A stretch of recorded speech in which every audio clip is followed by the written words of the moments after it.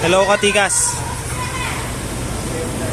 Meron kaming release ngayon na second hand RFI 175 glossy gray. Yan na. Second hand yan Katikas. Kaso mayroon ng may-ari. Ayan. Ito palang tinakbo niya Katikas. Eh?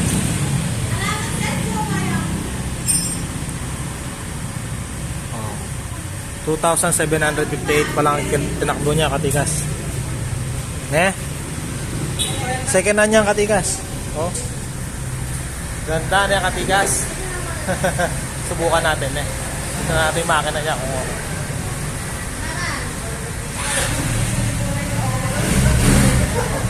Kasi nanay Katikas.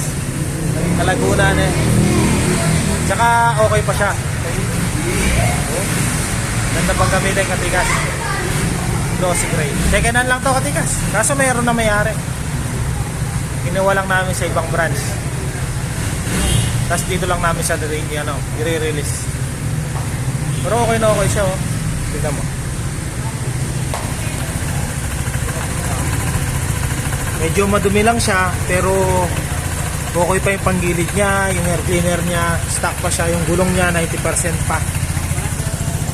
Okay na okay pa siya Katikas. Madumi lang siya. Oh. Eh.